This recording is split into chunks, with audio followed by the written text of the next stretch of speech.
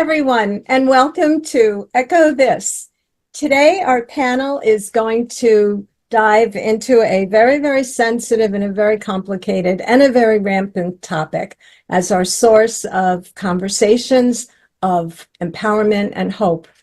We're going to first start by introducing our panel, and here we are. Hi, I'm Debi Wimberley, a medical cannabis educator, consultant, speaker, health quality advocate, and patient.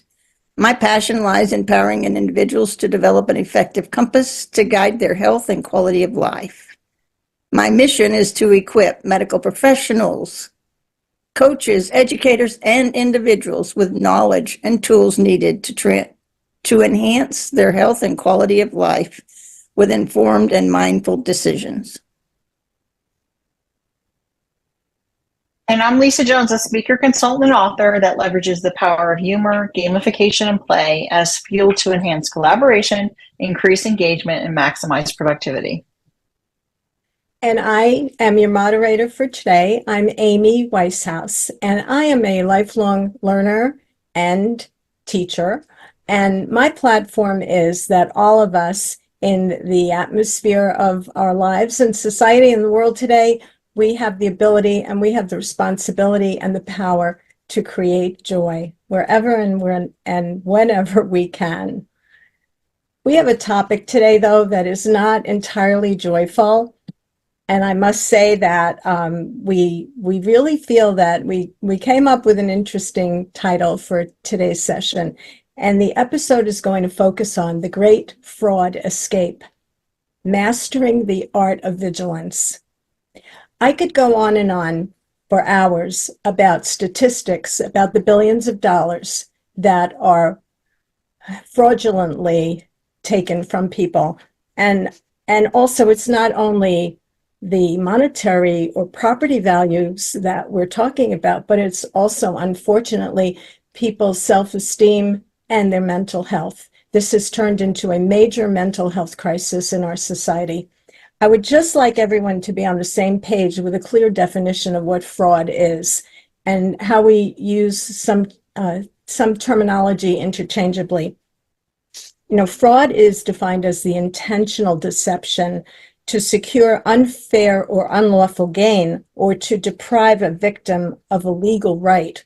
So fraud may violate civil or criminal law, and the purpose could be monetary, which we assume it normally is, but it could be for other benefits like fraudulent obtaining of a passport or a travel document or even a driver's license. And it comes to mind that there are people who did fraudulent backing up on their resumes of facts to get them national television broadcast jobs where there have been incidences of fraud in that arena, or fraudulent material information to try to get a mortgage and qualify where the material is fraudulent. So we could use scam kind of interchangeably with fraud. A scam is a dishonest scheme or fraud. And then there's also the word scandal that kind of floats around here. And we're not going to touch specifically on scandals today, but that would refer to an action or an event that's regarded as morally wrong or legally wrong, but it causes a general public outrage when something scandalous happens or rumor of some kind of malicious gossip about events, actions, or people. So we're going to start our investigation today looking at our first segment of the show. And the first segment looks at empowering us with conversations of hope related to our topic. And let's look at the roots of frauds and scams. I'd like to have you consider that the psychological skills of scammers and the people involved in all levels of fraudulent behavior, these are often very highly developed and intimidating skills. So how can we find hope in transforming generations of vulnerable people who are followers and easily duped? How can we transform them into educated, alert, and protected consumers of very big order? So let's start with Debi on this. Well, I think that this is a really important conversation about how do we do this. And I think that we need to first recognize that you could be very well be starting to get scammed at a very young age today because of the internet, social media, email. So it's really important that we understand that we start teaching this at a young age. So I decided to create a game called Alice in Scamland, a fraud prevention quest. And in this world, participants in Alice in Wonderland will navigate through a series of scenarios based on a story for each designed to teach them about different types of fraud and how to avoid it.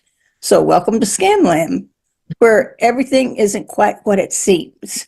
Just like Alice, you will encounter many different characters and puzzles that will need to be fixed or worked through and navigated, and this is done through role play. And so there's a whole series of questions and processes that we can deal with. And the first one is the rabbit hole. And that is actually, the objective is understanding the phishing scams, which are generally done on the internet, and learning what you need to do when you see an email, how to recognize it, what you're looking for, and those kind of things, and identifying it. One of the other things that I created is the Mad Hatter's Tea Party, recognizing a fake claim or offer. At the tea party, the Mad Hatter and Alice offers something to Alice that she thinks is way too good to be true, like a magical teapot. And then you will need to evaluate the offer and determine if it can be deemed as good or if it's questionable. So this is just a little insight into some of the things that we can do. And this game can be played at any age. It doesn't matter what age you are, but I think the sooner we start teaching this, the better off we are. Wow. That, you just relieved me of my doom and gloom and depression in the kinds of research I was coming up on this topic, Debbie, because we all can approach these very serious problems with a sense of play. And if children are introduced to it where they're learning at the same time they're having fun and engaging their imaginations and creativity, I can't think of anything better. And Lisa, I know you're in the same vein, so help continue to uplift me. Mm-hmm. These sneaky scammers and their highly polished psychological skills, it's like they all graduated with honors from the University of Deception. Not a college I would recommend, by the way. We're about to turn the scammy saga into a blockbuster, though. A blockbuster hit of educated, alert, and protected consumers. So the first thing I would say is let's equip our heroes, that would be us, with the shield of education. And we're talking workshops, seminars, and online courses that teach the art of spotting red flags and dodging those too good to be true offers. I think education is really the key here. And then the next is crank up the volume on awareness campaigns. Think colorful, catchy infographics splashed across social media that has tips and tricks to outsmart the scammers. And then you can have different memes, jingles, and even a few viral dances, because why not? We want to keep the message fun and memorable. And then, of course, we want to make sure we're talking about community engagement. We can have local events where neighbors can come together to share their experience and tips. And you can really think of this as a potluck of wisdom, where everyone brings a dish of knowledge to the table. And it's all about creating networks of support where we're all looking out for one another, because when we're looking out for one another, that's when we can truly be of service.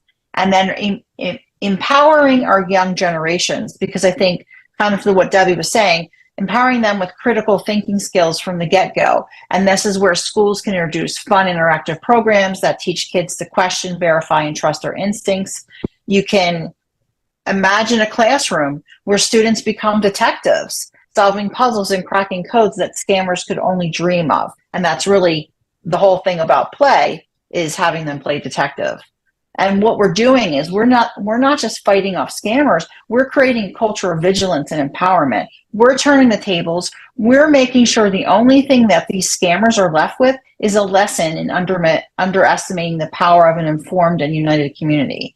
And together, we can make sure the only thing these scammers catch is a serious case of the, whoops, I've been outsmarted. Wow. Well, in order to outsmart the scammers, I agree with both of you that we really have to approach this with some kind of levity and also with early intervention so that students, children, even at home, they can have discerning minds with critical thinking and to question everything. We've had episodes about curiosity and the importance of questioning. And I took a little look at, the kinds of things that do impact children, and the kinds of scams in their realm are sometimes fake contests, fake scholarships, online shopping fraud, extortion, outright extortion, and sexual kinds of targeting, which are creating victims of them. And there's also online quizzes and talent scouting schemes where they're lured into modeling or thinking that they're going to, pay for headshots and get these commercials and modeling. It's very, very, very formidable. There are pop-up scams that we have to teach our children not to answer and not to give information. And sometimes there's a free service that's involved. So there's so much of that maybe we're not aware of unless we're really looking into what they're consuming on the internet.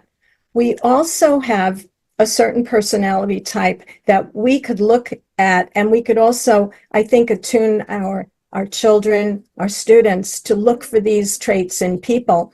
One of them is narcissism, where somebody is totally self-centered and often a bit dictatorial about anybody else's, concerns or needs other than their own.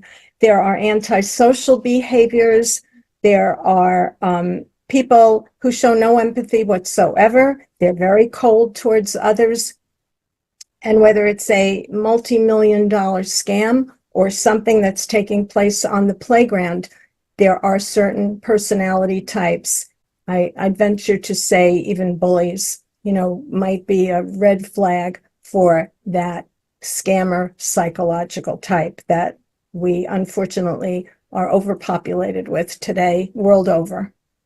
So when we start with that basis, let's look at what some people have thought about all the opportunities there are for this to take place. And our next question is about opportunity. So it has been formulated by somebody that there's a fraud triangle and that this provides conditions for a person to perpetrate harmful behaviors. So the three legs of the triangle suggest that first there has to be financial pressure, and then there's an opportunity, and then some kind of rationalization on the part of the perpetrator. So how can we create counter opportunities that are going to give us hope that we can transform these people in our society and guide them so that they're no longer these sheep or easily led people who are vulnerable, but who could be very strong and protected and very confident, self-assured consumers? How can we do that? Lisa, let's start with you. Sure. Well, I think that the infamous fraud triangle can be like the Bermuda Triangle of unethical behavior, if you will. So it's kind of like the three-legged stool of scammery, and I put that school of scammery in the first leg is financial pressure, opportunity, and rationalization, or the second and the third. So what if we can transform this triangle into a dazzling pyramid of ethical awesomeness instead? So let's first talk about the tackle of financial pressure. This is really the leg of the triangle. And think of it like a stress-inducing monster under the bed. And we can banish this monster by fostering financial wellness and support systems. And imagine a workplace where financial literacy is as common as coffee breaks, right? So employees can attend these fun interactive sessions that demystify personal finance, making it more accessible and manageable. And then if we're talking about the next leg of the stool, which would be opportunity, that is kind of like the sneaky window left open for fraudsters to climb right through. But instead, we're going to slam that window shut with robust internal controls and a culture of transparency.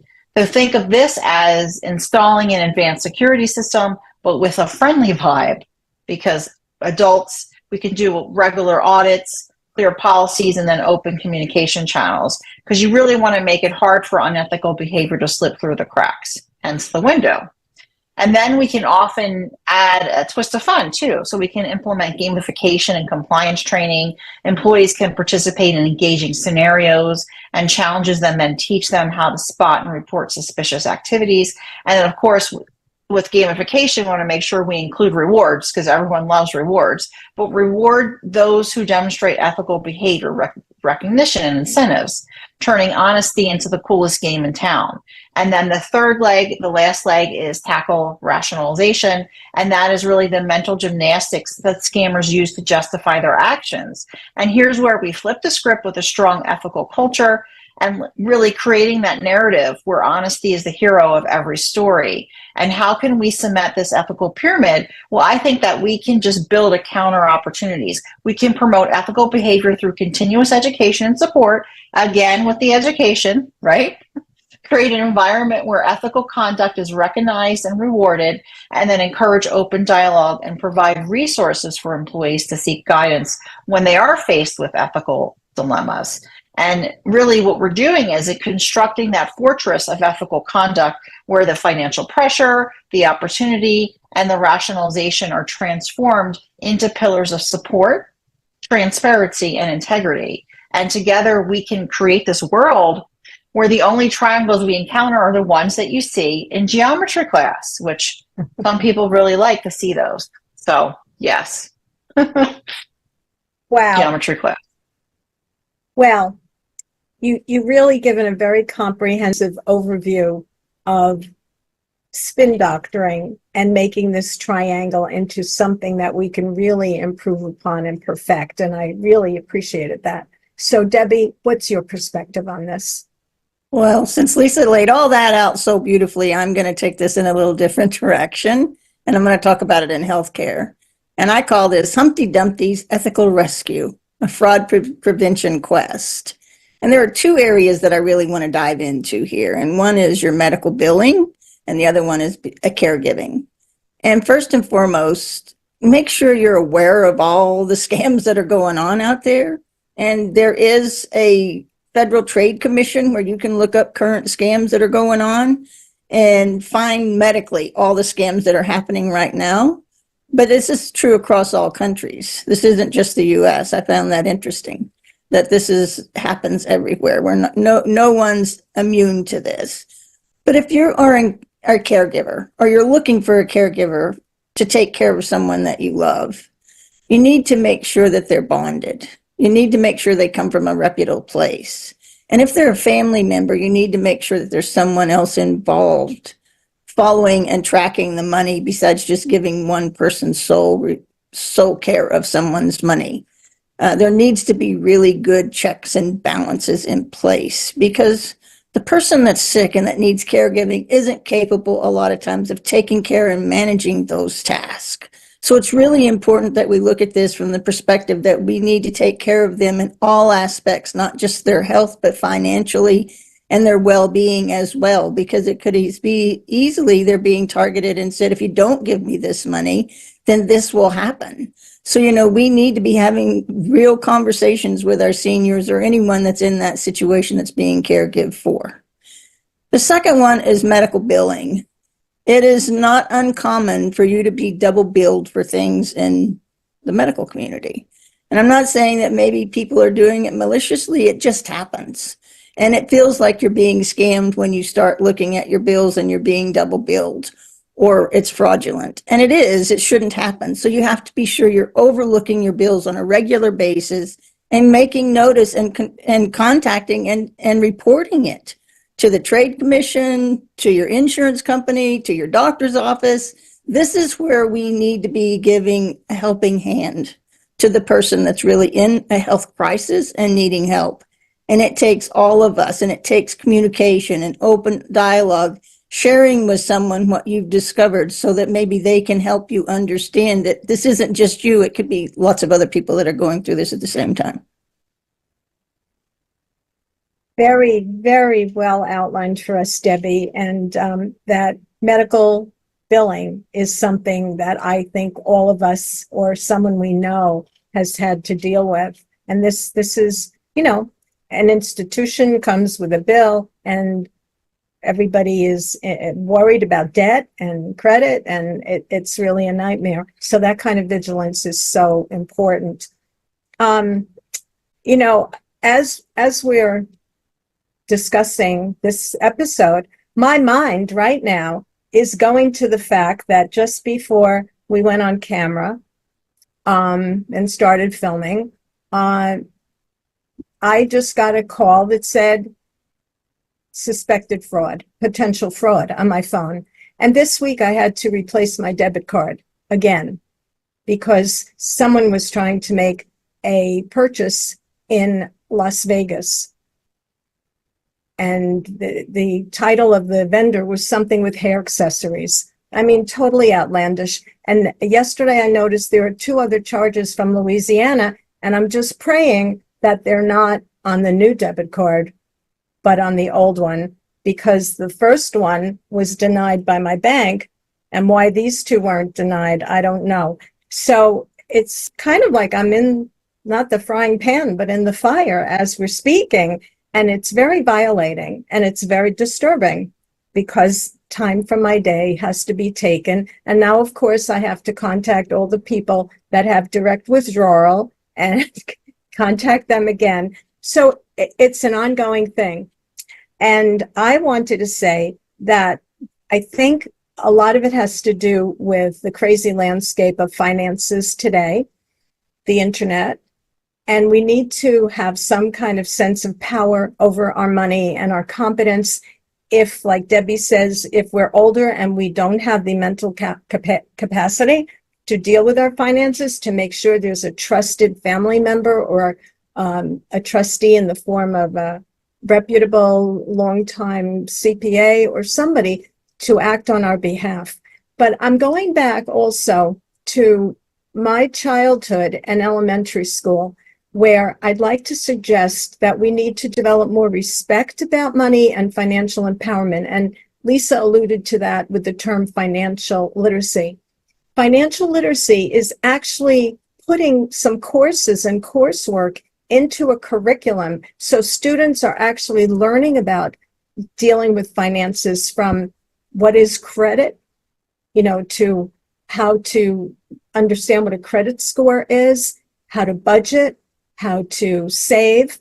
And I remember that we had something with little passbooks, and it was maybe called the Christmas Club, but it was through a local bank, and we saved $2 every week.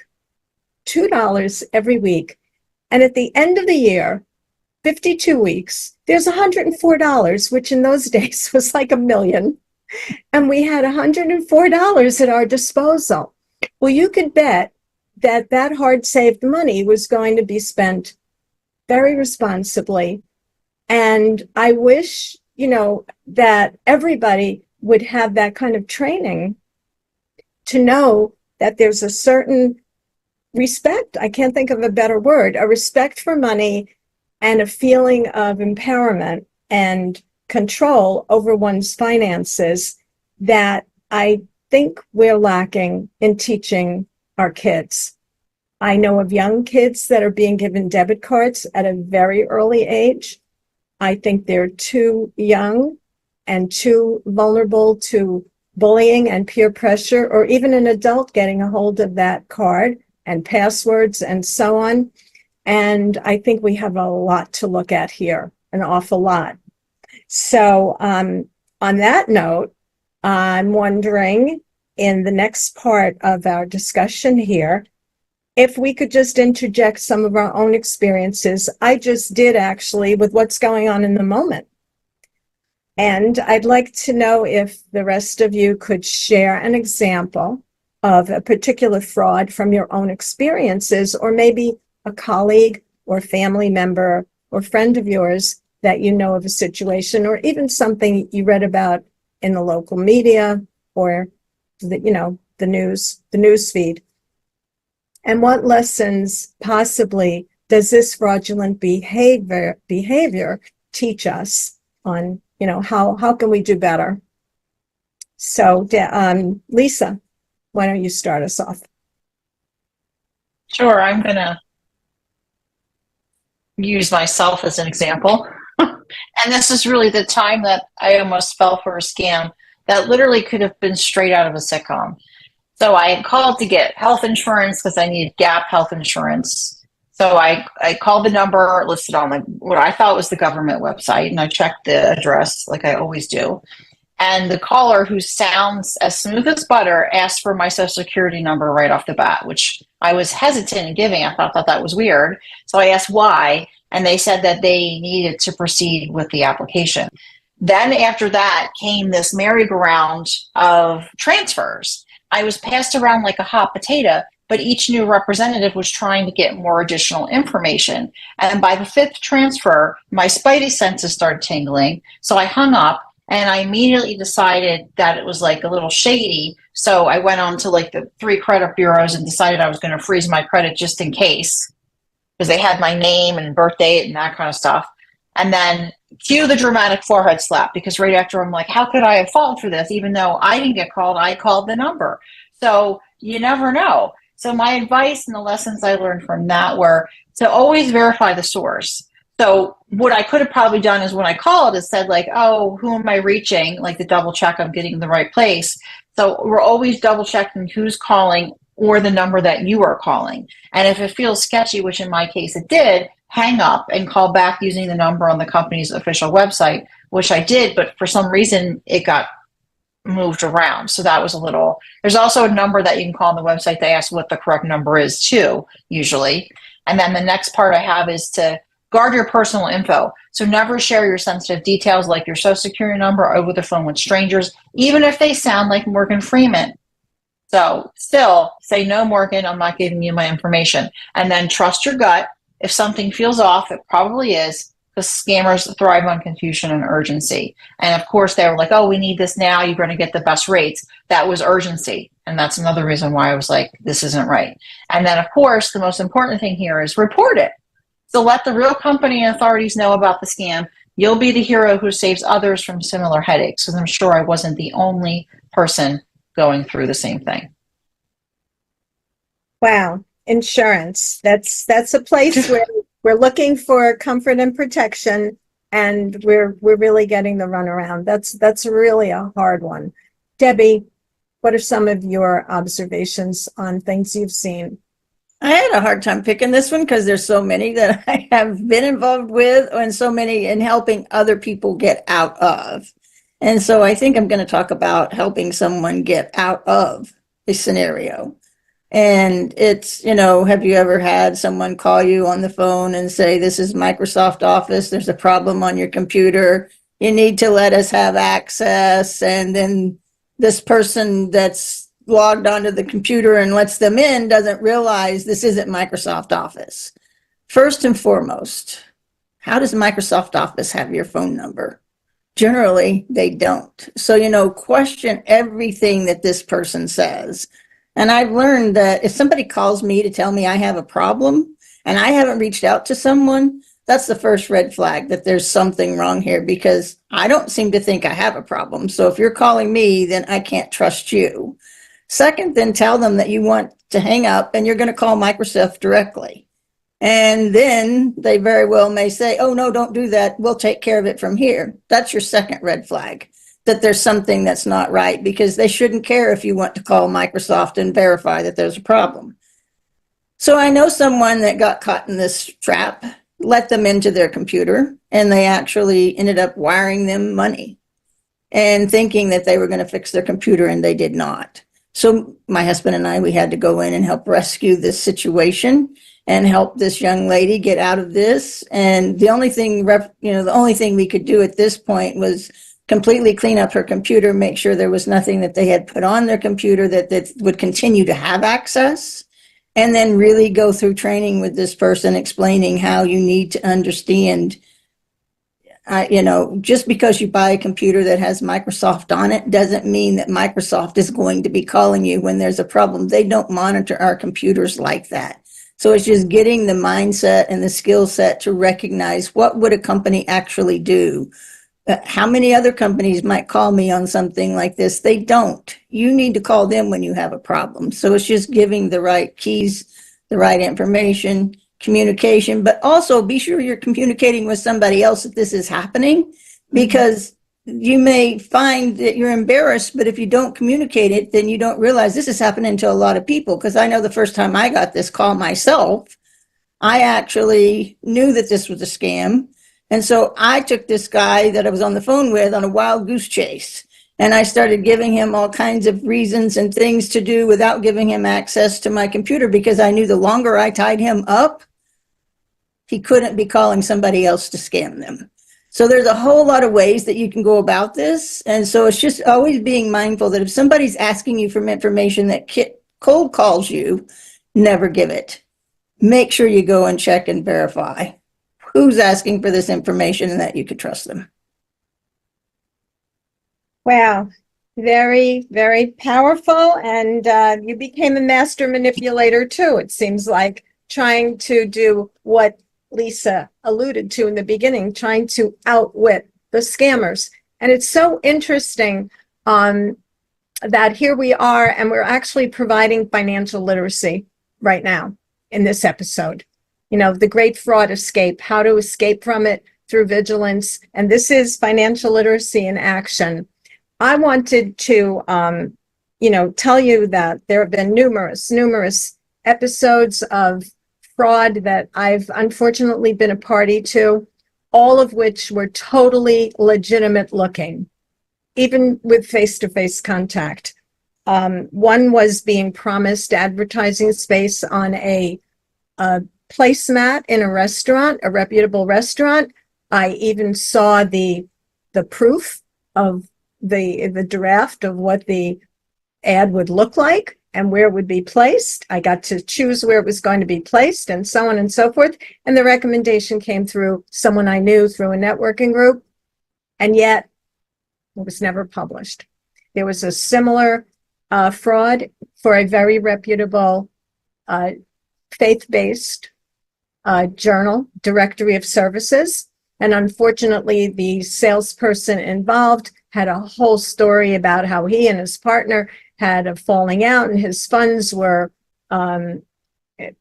taken by the partner, and the ad never went in, and I was out money in both cases. Egg on my face. It was kind of incredulous that this even happened, because everything was so personal and upfront, and then bingo, the bottom fell out of it. I live in a 55 and over community, and the Reporter, which is a monthly newspaper, big headlines screaming out, resident targeted, don't become a victim. A gentleman went only because he was being pressured by phone contacts, took out $5,000 from the bank, was at an ATM machine, was about to send this money, but fortunately he got flustered with the technology. His wife got on the phone, took the phone from him at the convenience store, and the minute they heard another party and the woman's voice, they hung up, and that was the end of it. That saved him $5,000. Some of the local banks, where we have a heavily populated senior population here in Florida at this area, they're actually starting to counsel and ask the elderly people, some of whom may not be in the best cognitive health, where's this money going? Why do you need this money? And there are places like Home Depot that are refusing to sell customers large amounts of gift cards, which is another untraceable thing that scammers are asking for, gift cards in large denominations. So these are all in my environment every single day. One neighbor was scammed out of thousands of dollars, and her children were beside themselves. And one of them said, when Mom asked me if I like her to pay off my mortgage years ago, why didn't I say yes? I said, no, Mom, live off your money, live a healthy, long life. And if she ever knew that this is what the money would come to and be totally lost, everybody would rethink every choice they make involving money. So we really have a lot of thoughtful prevention and decision making that we need to take care of. Are there any comments that any of you want to add before we go on? Is there anything you, in the moment, want to chime in on and add? Okay, then let's look at our fourth question today, which involves something that I've only recently come to learn about, and it's the term catfishing. Catfishing, F-I-S-H-I-N-G, fishing, catfishing. This is a wild and widespread current phenomenon, which is the process of luring someone into a relationship by means of a fictional online persona. It doesn't have to be a romantic relationship, but that is most common. Research shows that those who lie, con, defraud, and manipulate, they do so often in a way to manage their own low self-esteem and difficulties with their own sense of self. Some of these people are not just fraudulent, like, all the bad characteristics of manipulation and narcissism or challenges. So I'm wondering, on the panel, what can you suggest as a way to develop an atmosphere of strength and self-assuredness and self-worth that would address avoiding the severe mental health issues from arising from these scams? What can we do? Debbie, let's start with you. I think first and foremost, we need to build a fortress of checks and balances within ourselves and within our community. And with the people that we do know and that live around us that we trust, that have been involved in our lives for a long time. So tell someone you trust that something is going on. And this can alert them to what is happening to you so that they can help you. But they also may have had the same experience and have some information that they can share with you. Listen to those that are around you when they're telling you there are red flags. If they're seeing things that are happening in your life that don't add up, maybe you need to acknowledge that maybe they're right. Yes, I think that a lot of times when we're being catfished, not that I've been personally catfished, but when somebody is being catfished, I understand that they're usually lonely, sad, they've gone through grief, or something of that nature. So it is easy to want to gravitate to someone that builds you up and makes you feel good. But a lot of times that person's not even the person that you think you're talking to. They may let themselves be known to be a man, let's say, when they're actually a woman, and AI is allowing them to change their voice and entertain that. But once you try to talk to them, to meet with them, then they never seem to make it or show up. That should be a red flag. And I guess just the last thing I'll say, I've been catfishing my whole life, but it's for fish. And this just seems like a really funny name to be calling this, because I guess when I throw the line out and reel it in, I would be luring in a fish to try to catch it. So think of it in that way, that it's somebody actually throwing out a line to catch you. And they don't know when they call you what it is, or who you are. They're just taking a guess. And so they're just hoping that the person that picks up that phone is going to have the response they're looking for. And as minute as they've got you, they start reeling you in. Wow. Very interesting, Debbie. Thank you for all those insights. And Lisa, how are you going to amplify all this craziness? Well, Debbie kind of said what I was thinking, and it makes you look at ordering catfish on the menu. Like you see it and you're like, oh no, can't order that, because then you don't want to be catfished. You never know what's going to happen. But no, I'm sure people still order catfish and are fine. So I'm not saying that. But here's how we turn the frown upside down. And the first thing really is to spread awareness, because you can use fun workshops and online resources, and that you can teach people the signs of catfishing. And knowledge is power. And of course, what I mentioned earlier, memes help too. They added humor to everything. And then kind of what Debbie was talking about already, but that's building your support networks. You can create these support groups and other professional counseling, because there's really strength in numbers, and sharing is caring. And that's why it's good to let somebody know. And then a third thing you can do is boost your self-worth, promote self-development programs, and celebrate your small wins. You're turning that self-care into a party. And then, of course, a good thing to do is encouraging open dialogue about it and that's what we're all about, the open dialogue, fostering open discussions about these online relationships. Like, don't keep it a secret, make it a safe space, like a virtual hug.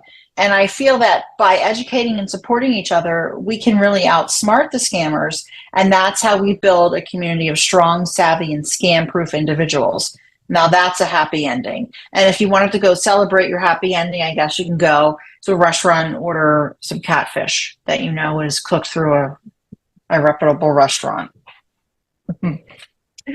Wow. And celebrating the happy ending, is just 3 words: vigilance, vigilance, vigilance, and awareness, awareness, awareness, and education, education. It's all education. It's all being so aware of what's going on. I told you, recently learned this term catfishing, and I was astounded to learn that there was a movie in 2020 called Catfish, a documentary. And the man who started on this crusade did so because he discovered that the woman with whom he was involved online was falsifying information, sending phony pictures, and involved with him. And I don't know the exact details, but he went out, and on MTV, there is a show called Catfish. It's a reality show. And it has just been, in January of 24, renewed for its 9th season. I find this incredible that it's in the media already 9 years. I actually watched some troubleshooting intervention episodes last night, and I was riveted. I really was riveted. I'm not a big reality TV show fan, but I was riveted to the screen. This guy with his team and cameras and microphones, they literally went out to the home of a person named Rosa, and Rosa came to the door crying, and Rosa was a man, and Rosa confronted the victim. The victim was a really sweet guy who had fallen in love with Rosa. And he said, hey man, I've given you 7 years of my life. I'm already making plans that involve you. So whatever evidence he had of photos, or maybe even an AI version of this girl talking to him, which is perfectly attainable and feasible in the world of AI today, he was devastated, and he was very embarrassed as well. And the young man, who seemed a bit unstable, he cried, he apologized, and he said, man, you don't know the troubles I've had. I've been bullied, and, again, low self-esteem, someone who was trying to get love from an artificial source, and someone interchanging and feeling that he could be loved, albeit behind the screen. There was another episode with an intervention where a young woman was brought in the company of her friends and her sister, who were telling her, this is not acceptable.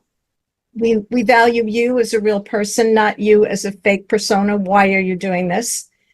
And there was another one of a girl who actually fell in love with this man, and they met face to face. They were very young, and they were going to try to make a go of it. She was kind of taken with his cuteness, but he was very shy, very vulnerable. He said, I could never say these things in person, but he could over the anonymity of the online screen. I really, I'm going to advise you all to tune in to MTV, some of the episodes of Catfish, because you'll see some of the results, some of the psychological and emotional trauma that can occur from this, and think about the people around you, and how viable are they in your daily relationships. And let's see if you could detect something before all these horrible things happen. So we're coming to our last question in the series today, and that one is about hold on. It's about the enigma question that we always look at. because there's so much duality and there's so much paradox and mystery and confusion in this whole topic of frauds. So my question is, how do we navigate this treacherous terrain? How do we, in our final perspectives and advice for today's episode, what do we do? What's the takeaway on how we turn it around? Debi? Well, first and foremost, scams are taking place right now as we speak. And the US is number 1, the UK is number 2, Canada is number 3, India is number 4, and Australia is number 5. But it's happening everywhere. We always need to be on our toes and be curious. When somebody's asking you for something, you should always be asking yourself, why are they asking for this information? And how and why should I give it? And then go back and ask why again? Because it's so important that you understand before you give away anything of your information, personally, give away yourself, anything that you are asking these questions. Because with the internet today and the access that we have, it is just a much bigger game that we have that we can play. Scams have been going on forever.